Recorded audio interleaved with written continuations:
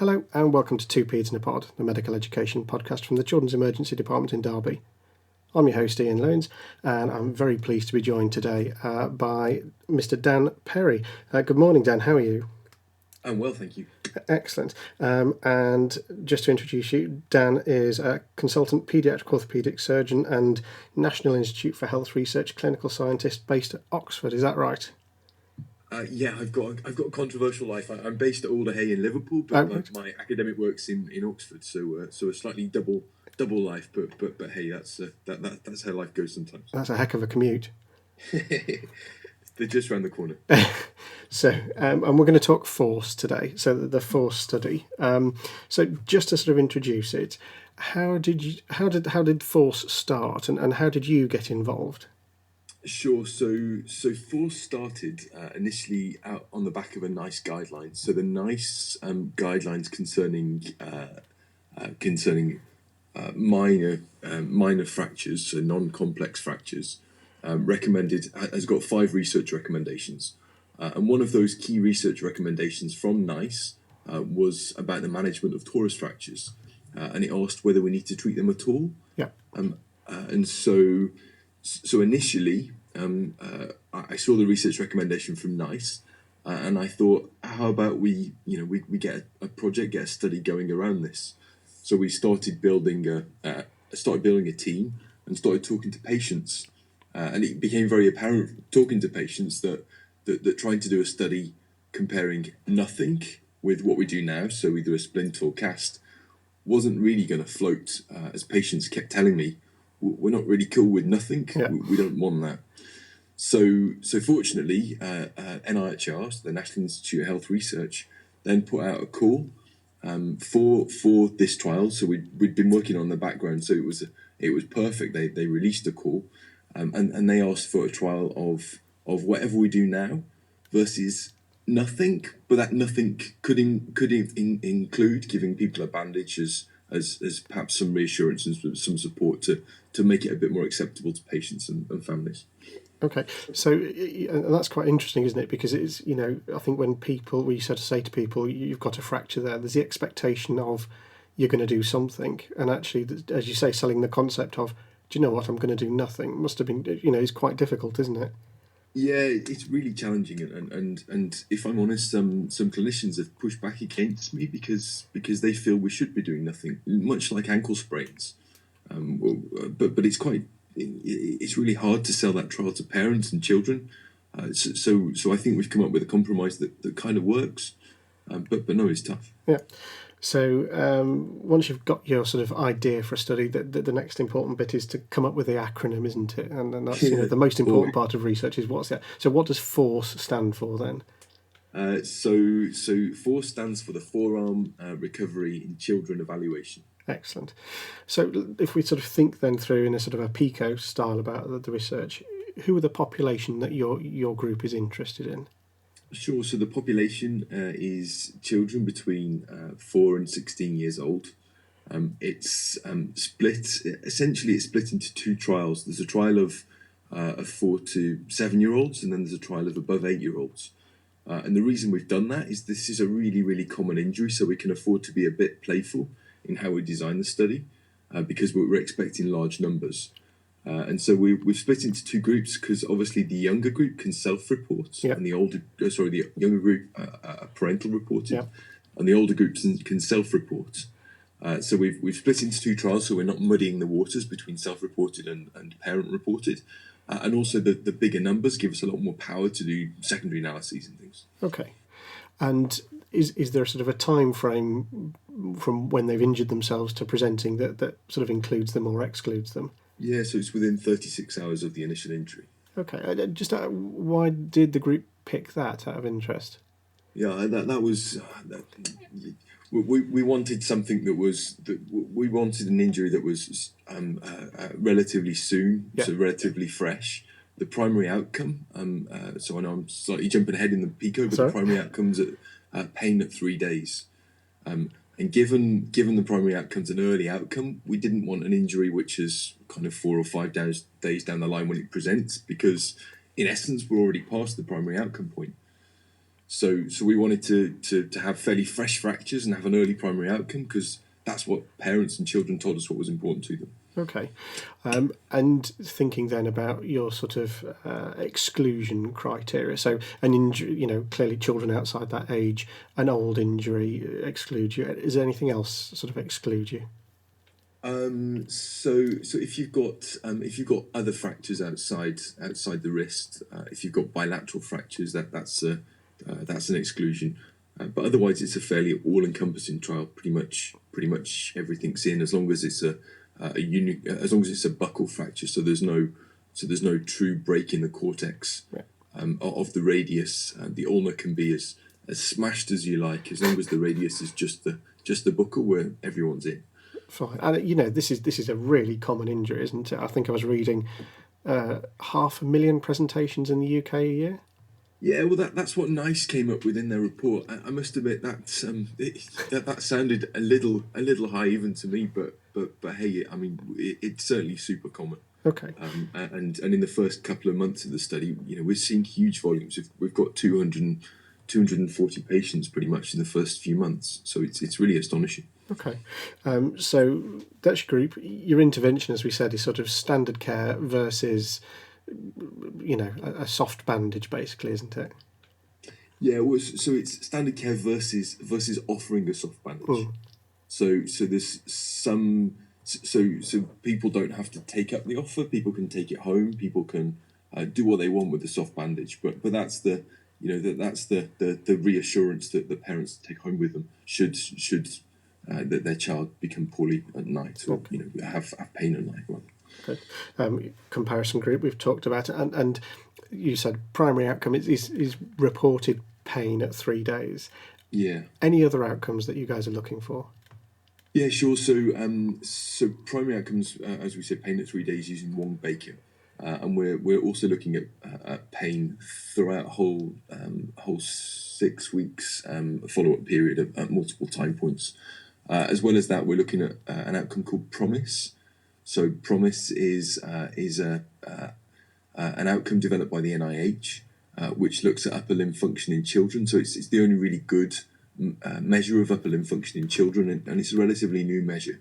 It's quite a cool measure, and I'm a bit of a geek about this because it's a computer adaptive test. Okay. And that means that there's a bank of 32 questions, I think. And on average, the computer asks only 8 questions. So they're all slightly different depending on your response to the previous question. And so, but based on those 8 or so questions, it will give you a T-score about your overall function. So it's quite clever, and it's quite a good way of using the most of technology to deliver studies. So in addition to PROMISE, then we've also got EQ5D, which is the standard way that NICE assign utility scores, so assign cost effectiveness to studies. And we've got some other measures of health economics. Okay. So having looked at that PICO, then what sort of numbers did you sort of want to get or think you would get when you looked at this study? Yes, so the magic number is 696 participants. So across the whole trial, so we split that into, like I said, we split that into 2 groups. So we're powered to identify a difference in one face on the Wong-Baker score. Okay. But we're powered for each of the two separate groups. So the younger children and the older children were powered separately. So that's the magic number, and it's a big number, but it seems very achievable within the timescale. Okay, and moving on to that, when did you open, and what is your sort of time frame for this? So we opened a little late. So we've been open for, where are we now? So we're in May now. So we've been open for about 3 months, and we opened late. So we hit opening sites really hard initially, and that has made us catch up at a really astonishing rate to what our original predicted recruitment curve was. That the plan is to recruit everyone by December, so that's going to be a little under a year of recruitment, plus the 6 weeks follow-up, so a pretty quick study. and we're well on target at the moment. Okay, and that's, so it's, as you say, it's a fairly short period to get quite a lot of people, and of course that relies very much on sort of collaboration with other centres. How did you guys go about sort of getting that collaboration? So if I'm completely honest, PERUCI, which is the Yeah. I always forget what it stands for, the Paediatric Emergency Medicine Research Collaborative of UK and And Ireland. yeah. So they've been fantastic. So early on, I approached PERUCI and said, look, we kids orthopaedic surgeons are keen to deliver this study, or keen to help deliver this study, and Damien Rowland and Shruk Messiah from Shruk's at Orthopaedic, Yeah. they came on board and just jumped in with it, and so we've been pretty much thick as thieves from the start of the study, and at some hospitals orthopedic surgeons are delivering it. At most hospitals it's the PERUCI group delivering it, and it's really been fantastic. And it's in many ways it's brought at many places, certainly at Orthopaedic, it's brought Peds ED and Peds Ortho really close together, and it's been great. Well, that's interesting. And where I work, obviously Derby's has been involved with PERUCI, and we're involved with Force, and we just finished. I just spoke to Shruk the other day about a study that PERUCI had got involved in called Eclipse. And what she was sort of saying is actually it demonstrates that EDs can work together to deliver this research that maybe we hadn't before. So it's great to hear that that collaboration's occurring. No, it's fantastic, and we've got many more studies in the pipeline where forces come from. Excellent.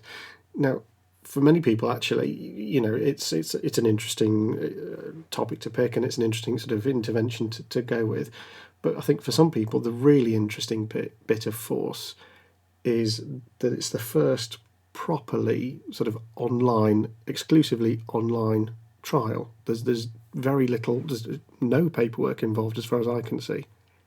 Yeah, no, absolutely, and it's really cool, and it's really cool because we're delivering the first online trial, and that's not just in Peds ED. We're delivering the first online trial in NIHR, so we're wholly online, and so it really is great, and even the kind of people that run NIHR, like Jonathan Sheffield, have come and looked at Force, and said, this is really cool. How can we roll this sort of thing across NIHR? So it's really exciting. Why did you decide to go with that sort of exclusively online approach? So I'm not a proper disruptor, but I'm a little bit disruptive. I kind of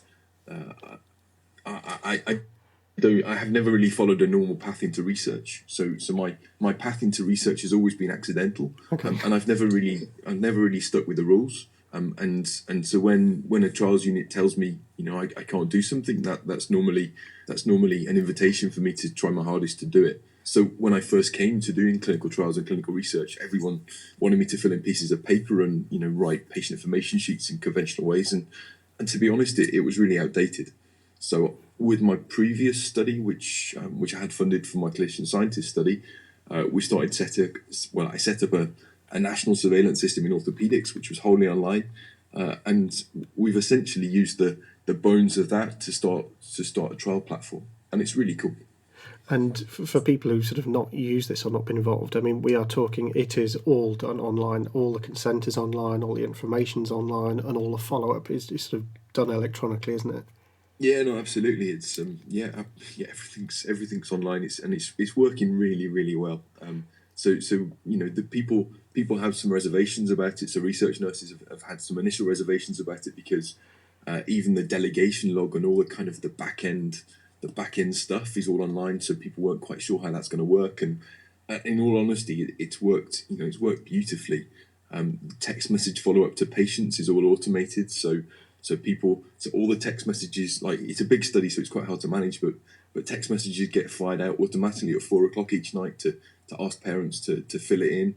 If they haven't completed it, it fires another reminder out at 7:00 in the evening at kind of bedtime, and then the following morning, and and then it does stop harassing them a little bit, but it's fairly it's just amazing the way it works. And our from the second message, the the responses is about 80%. So that's 80%. Follow up within 2 text messages is pretty cool. Yeah, and I think that it's clearly the way. Well, I think it's clearly the way forward, because I think one of the barriers, certainly for people recruiting, people getting involved, and clearly for people participating, is the filling in of forms, whereas people will respond to a text generally, as you say. No, absolutely, and we've seen that. There were some initial anxieties about it, but yeah, I mean, and certainly the best follow up is very much in the early days when people still care about the injury. So up to about a week follow up's good, well over 90%, and then it drops off a little bit at the 3 weeks and the 6 week mark, which is kind of interesting because if they complete their 6 week follow up, then they automatically send a £10 gift voucher. So it's kind of it's interesting to me that follow up's worse at the 6 week stage when we tell them, look, if you do this, you're going to get money to recompense you for any out of pocket expenses during the study. So I was kind of shocked by that. Okay, I guess, and the other sort of, in terms of thinking of pushback from people getting involved in this, is, well, what if it goes down online? What if I can't log in? Those sorts of things. Have you had any particular problems with that at all? So whenever we set up studies, there's always a few hiccups, and so this is the first online trial. So there's been a few minor hiccups along the way. I've got a great IT guy called Duncan who he is amazing at how much he's online. So he can fix anything at most times a day. So he's been really good. There hasn't been a huge volume of problems, and even now we're innovating slightly to try and make things more stable and make things better. In terms of not being able to recruit, this is one of those studies that is so heavily dependent on computers because, like I say, that promise outcome is very much a computer adaptive test. So this study would never work on paper because I couldn't use that outcome. So it's thoroughly computer based. And I think for that reason, do you get the sense that a lot of people actually in sort of the research community are going to be looking at this and saying, is this the way forward? I hope so. We've certainly had a lot of interest from other groups. The CRN have been, so part of NIHR, have been very interested in what we're doing. Our next study called Science, which is about epicondyle fractures in children's elbows, that opens very much in the same way as this. That opens this week. And then we've just had another study funded, which is doing the same sort of stuff. So we're rolling it out across our studies in kids, and then part of my group is also doing the same in adults. Perfect. And my understanding is that Cochrane are looking out for the results of this study as well. No, absolutely. Yeah. So Cochrane, in their latest review about the management of wrist fractures, cited force as something happening, and there's so few trials in children's orthopaedic surgery when in children's injuries. When one happens, it's pretty cool and pretty exciting. So Cochrane are looking at this, and like I say, we've got there's a whole host of studies which are just about to kick off and start. So the combination of Peruki and the combination of BISCOS, so the British Society of Children's Orthopaedic Surgery, getting together, it really is a fighting force, and I hope we can answer many of those questions that we're very uncertain about in children's injuries. Absolutely. So closing towards the end of the year, when are you guys hoping to sort of start releasing some of the data? So there's 6 weeks follow-up, and then about 3 months of looking through the data and starting to pull things together. So I'm hoping May time will be when we'll get the results out. So I guess the Peruki meeting next year. Perfect. Excellent. So in about a year's time, we can look forward to that and hopefully sort of learn more about, say, how the electronic recruiting worked and what didn't work. But, it's incredibly innovative and as I say, I think clearly the way forward. Yeah, absolutely. Lovely. Well, thank you so much for your time today, Dan, and we'll let you get back to going tripping children up to recruit more for the study. Look forward to it. Right, take care. Thank you so much. Yes, thank you. Thanks.